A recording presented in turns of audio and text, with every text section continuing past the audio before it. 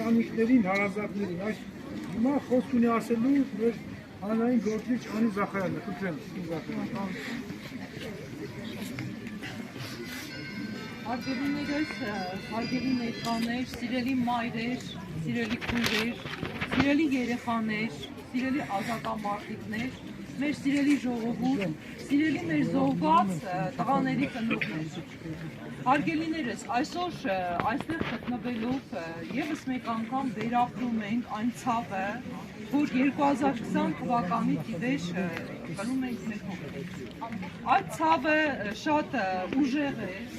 այդ ցավը ամեն վայրկյան ապրում է մեզ հետ, բայց միևնույն ժամանակ մենք պիտի հասկանանք, որ ցավը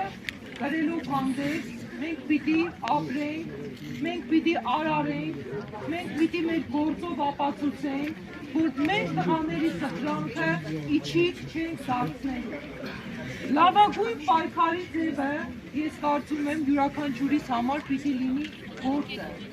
Գործն է անմահ լավ իմացի, որ ապրում է տարեդար։ Մեր մեծն Թումանյանի խոսքերը այսօր շատ արգելական են։ Մեր Մոնթե Մելքոնյանը ասում է, իմ կենացը մի խմեք, շարունակեք իմ գործը։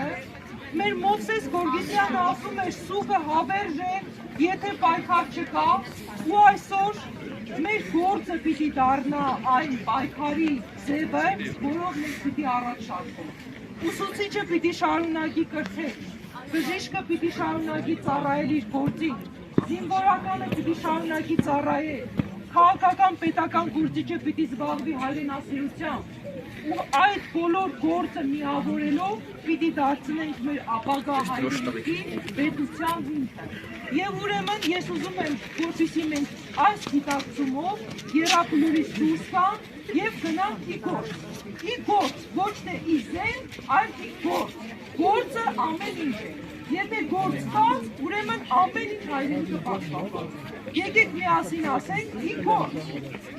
Ի գործ, հարգելիներս, ովքեր են ուզում գործել, ուրեմն ի գործ։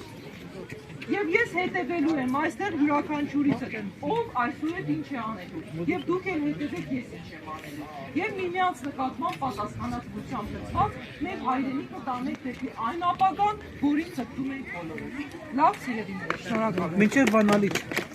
Մինչև